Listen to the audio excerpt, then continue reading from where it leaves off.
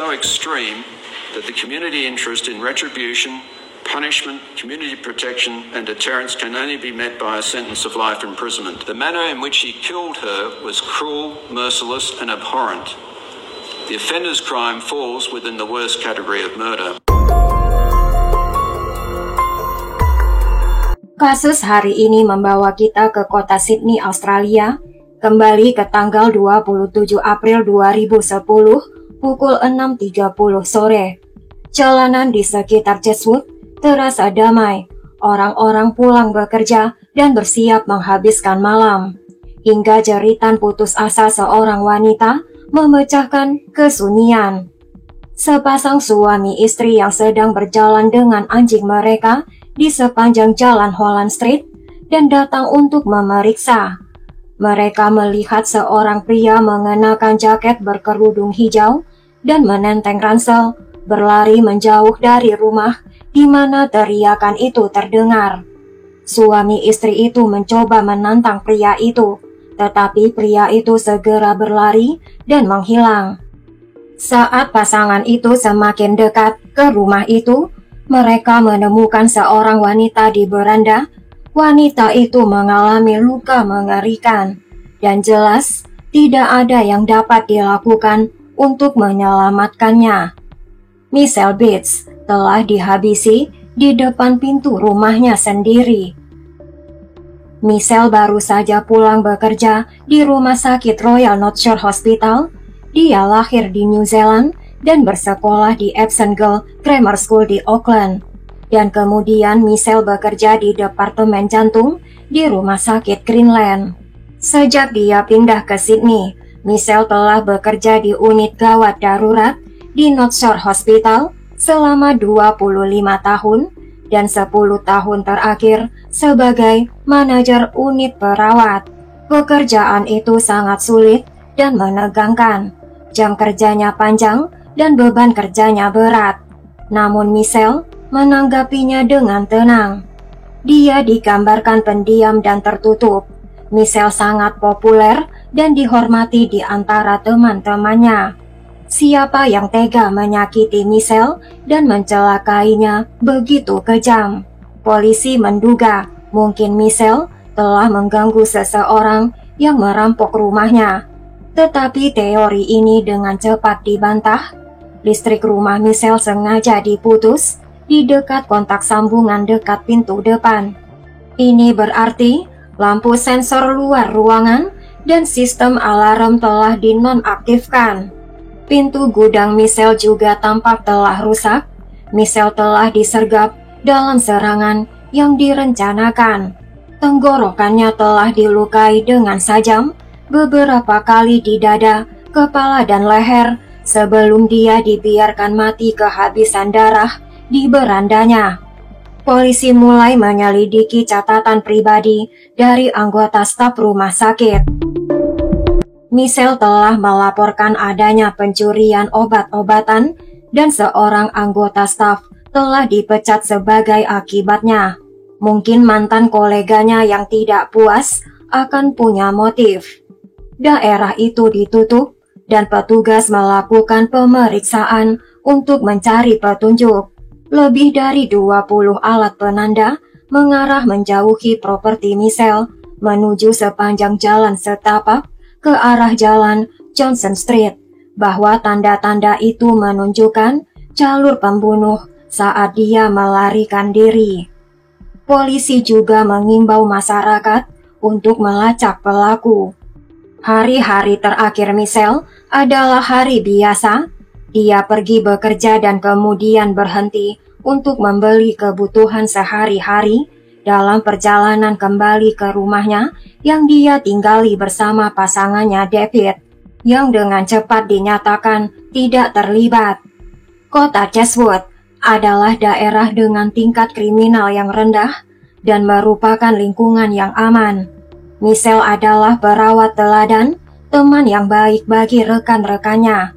Ada spekulasi bahwa seorang pasien dengan masalah kesehatan mental telah menghabisi Michelle, tetapi polisi telah membantah. Polisi menyatakan ini adalah penyelidikan pembunuhan. Polisi menyelidiki latar belakang korban. Sejumlah rekan kerjanya dan keluarganya telah diwawancarai, dan polisi membantah bahwa David, tunangan korban, berada dalam tahanan. Pada malam Michelle terbunuh, Michelle dijadwalkan makan malam dengan David dan teman lamanya Franz, seseorang yang tumbuh bersama Michelle.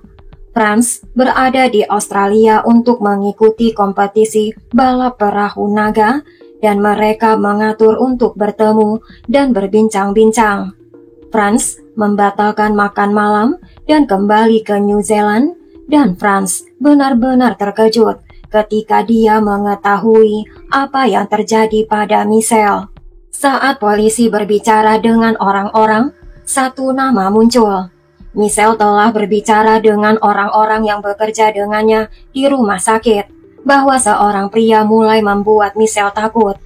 Pria itu bernama Walter Marsh, berusia 48 tahun. Walter Marsh adalah mantan marinir Amerika Serikat. Dia pernah bekerja di rumah sakit Royal North Shore bersama Michelle. Dia tiba di Sydney pada bulan Februari tahun lalu dan memiliki kontrak 12 bulan dengan rumah sakit.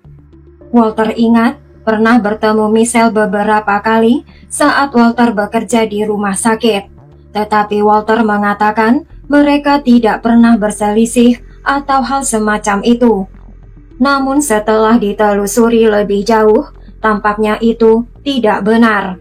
Walter telah menandatangani kontrak selama 12 bulan, tetapi pada awal tahun 2010, kontrak tersebut belum diperpanjang. Walter menyalahkan Michelle untuk ini. Walter percaya Michelle telah memberinya referensi yang buruk yang menghentikannya dari kontrak pekerjaan lebih lanjut. Walter butuh pekerjaan agar dia bisa tinggal di Australia. Walter tidak ingin tinggal di Amerika Serikat karena Walter memiliki tagihan tunjangan anak yang besar yang menunggunya di sana. Walter adalah orang yang sangat menarik perhatian, dan dia tampaknya memiliki motif untuk menyakiti Michelle. Walter telah kembali ke rumah sakit hanya beberapa hari setelah pembunuhan Michelle, tetapi kali ini sebagai pasien, karena Walter menderita kejang-kejang. Rekan Michelle merawat pria yang mereka tahu adalah tersangka utama pembunuhan Michelle. Meskipun nama Walter dan identitasnya belum dirilis pada saat itu, Walter telah berbicara kepada media yang mengaburkan wajahnya. Walter membantah terlibat apapun. Walter mengatakan dia menyukai Michelle dan dia senang dengan orang-orang yang bekerja sama dengannya. Walter senang menikmati perpaduan kepribadian, dan dia berpikir dia dan rekan-rekannya rukun. Walter mengatakan dia menjadi sasaran karena dia bukan warga negara Australia. Walter mengatakan, "Aku bukan pembunuh, dan aku pasti tidak akan menyakiti wanita. Polisi mengira bahwa saya memiliki latar belakang militer, berarti saya seorang pembunuh. Saya bukan pembunuh." Walter mengatakan, Michelle adalah orang yang mewawancarainya melalui telepon ketika Walter ada di Amerika Serikat untuk pekerjaannya. Michelle lah yang mensponsori visa Walter. Walter mengatakan meskipun kontraknya belum diperpanjang, hal itu tidak membahayakan visanya, dan Walter tidak dendam kepada Michelle. Apartemen Walter juga digeledah selama 3 hari dengan harapan petunjuk dan bukti penting akan ditemukan. Walter mengatakan pada malam pembunuhan itu, Walter bertemu istrinya di stasiun kereta api terdekat sekitar pukul 7 malam setelah istrinya selesai bekerja dan mereka pulang bersama. Namun bagaimana Walter menjelaskan fakta bahwa ada CCTV yang memperlihatkan dirinya membuang tas ransel ke dalam tempat sampah di pusat perbelanjaan setempat? Walter mengatakan, "Saya selalu berniat untuk membuang tas itu, bukan masalah besar." Untuk mencoba menemukan tas ransel itu, Polisi mencari melalui bertonton tempat sampah di berbagai lokasi, tetapi tidak menemukan apapun.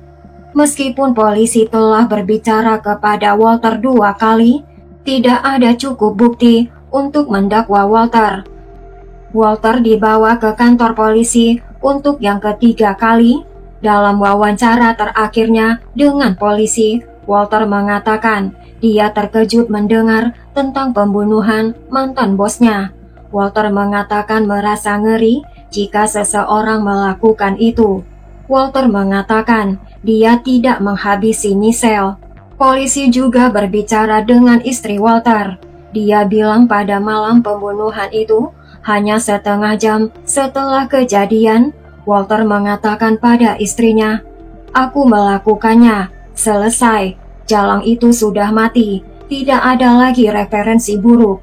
Walter juga mempraktekkan teknik menyayat leher pada istrinya dan saudara iparnya, teknik yang digunakan marinir untuk menghabisi seseorang dengan cepat dan diam-diam. Walter Marsh akhirnya ditangkap di apartemennya dan 3 minggu setelah pembunuhan, dia didakwa atas pembunuhan Michelle Beach. Permohonan jaminan Walter ditolak. Istri dan saudara iparnya memberikan bukti yang memberatkan Walter. Mereka mengatakan Walter mempraktekkan teknik sajam di rumahnya dan membenci mantan bosnya. Seorang hakim merujuk kasus itu ke Pengadilan Agung. Ayah Michelle, Robbie, mengatakan dia gembira dengan berita ini dan empati yang besar kepadanya. Walter Marsh, mantan marinir Amerika Serikat, berusia 49 tahun, belum mengajukan pembelaan atas tuduhan pembunuhan, dan hakim menerima diamnya Walter ini sebagai pembelaan tidak bersalah, dan kasus ini akan disidangkan. Walter juga dinyatakan tidak memiliki gangguan substansial atau penyakit mental. Walter menggunakan alat bantu hidup setelah gagal dalam upaya bundir. Walter dilarikan ke rumah sakit hari Sabtu pagi setelah dia ditemukan di selnya dengan lengan dan tenggorokan terluka. Catatan bundirnya dilaporkan ditemukan di selnya. Setelah upaya bundirnya yang gagal, dia keluar dari rumah sakit. Persidangan Walter Marsh dimulai. Akan terungkap bahwa Walter telah merencanakan pembunuhan itu. Dia menguntit Michelle selama berminggu-minggu. Walter telah mengamati rumah Michelle untuk mengetahui sistem keamanan apa yang Michelle miliki dan bagaimana tata letak di dalam rumahnya. Walter ingin tahu pola dan rutinitas Michelle, jadi Walter menelpon ke rumah Michelle beberapa kali setiap hari melalui telepon berbayar untuk mengetahui kapan Michelle biasanya pulang. Michelle bahkan pernah melihat Walter di jalan rumahnya. Inilah mengapa Michelle memberitahu rekan-rekan kerjanya bahwa Walter mulai membuat Michelle ketakutan. Pada hari pembunuhan itu, Michelle telah merubah rutinitasnya. Alih-alih mengemudi ke jalan masuk, Michelle malah mundur, yang berarti Michelle telah berhadapan langsung dengan Walter. Walter telah menunggu dengan mengenakan masker penutup wajah. Walter bahkan mengasah sajam miliknya. Walter bahkan meminta saudara laki-laki iparnya untuk pergi bersamanya ke rumah Michelle untuk mengawasi Michelle untuk Walter. Walter juga telah membeli pakaian dari toko barang bekas untuk dikenakan khusus selama pembunuhan. Walter mengatakan kepada Michelle jika Michelle berhenti berteriak, Walter tidak akan menyakitinya. Namun Walter kemudian melukai bagian atas tubuh Michelle menggunakan teknik yang dia pelajari di militer dan berulang kali melukai Michelle dengan sajam. Jaksa mengatakan bahwa Walter telah mengembangkan kebencian dan dendam mendalam kepada Michelle karena Walter percaya Michelle telah memberinya referensi buruk yang menghentikan kontrak kerjanya diperpanjang. Walter menyebutkan Michelle sebagai wanita jalang sialan lebih dari sekali. dan mengatakan Michelle harus mati. Jaksa mengatakan Walter telah memutuskan aliran listrik ke rumah Michelle dan mendobrak pintu belakang untuk membuat seperti pembobolan. Ini adalah pasangan yang menemukan Michelle Beach setelah Michelle diserang di depan pintu depan rumahnya. Carmen dan Gordon Bevan sedang berjalan di Jalan Holland Street dan mendengar teriakan seorang wanita. Gordon mengatakan saat dia memeriksa denyut nadi Michelle, dia melihat luka di leher Michelle. Gordon mengatakan Michelle menoleh kepadanya seolah-olah Michelle berusaha untuk berbicara. Dan setelah mereka berkontak mata, Michelle meninggal dunia. Saksi lain dalam sidang ini adalah istri Walter, seorang wanita Vietnam bernama Samantha dan saudara laki-laki Samantha. Samantha memberitahu polisi bahwa Walter telah mengaku. Samantha juga menerima visa untuk tinggal di Australia dan uang untuk akomodasi. Juri diperlihatkan rekaman kamera keamanan yang menunjukkan pria yang berjalan di sekitar Chatswood 1 jam setelah pembunuhan yang dimulai pada jam 6.30 malam. Pria itu mengenakan baju kaos putih dan celana hitam. Dia mengenakan tas pinggang dan kantong plastik. Saat dia berjalan ke barat di jalan Victoria Avenue dan menuju ke pusat perbelanjaan di Chatswood, dia masuk ke toilet yang mudah diakses, kemudian ke toilet pria, sebelum pergi ke food court dan membuang sampah-sampah ke dalam tempat sampah. Detektif mengatakan Walter telah mengubah penampilannya secara signifikan sejak penangkapannya, tetapi detektif percaya Walter adalah orang dalam rekaman itu. Tetapi pembela Walter mengatakan bahwa pria di CCTV mungkin bukan kliennya. Seraya mengatakan tempat itu terang benderang dengan banyak orang, dan siapapun yang melakukan pembunuhan itu pasti berlumuran darah. Walter telah mengatakan pada istrinya bahwa dia telah mendapatkan izin untuk membunuh dari sebuah organisasi. Walter yang lahir di kota Belfast di Irlandia Utara, historinya mengatakan sekitar sebulan sebelum pembunuhan, Walter mengatakan, akhirnya saya mendapatkan izin membunuh dari organisasi di Irlandia untuk menghabisi Michelle Beach. Samantha mengatakan bahwa suaminya membeli satu set pakaian yang tidak biasa, beberapa sepatu, dan sepasang sarung tangan karet. Samantha mengatakan ia melihat suaminya mengenakan pakaian itu sekali, tetapi dia tidak pernah melihat pakaian itu atau sarung tangan itu lagi. Samantha mengatakan suaminya mengatakan padanya pada bulan April tahun lalu bahwa Walter telah berganti pakaian di garasi terdekat, lalu membuang pakaian, sarung tangan, dan pisau. Juga terungkap bahwa beberapa minggu sebelum pembunuhan Michelle, Walter telah merencanakan pembunuhan lain, yaitu pembunuhan mantan istrinya di Amerika Serikat. Jaksa mengatakan Walter terbang kembali ke Amerika Serikat dengan tujuan menghabisi istri pertamanya karena tagihan tunjangan anak sebesar $50.000 Amerika Serikat yang belum dibayar.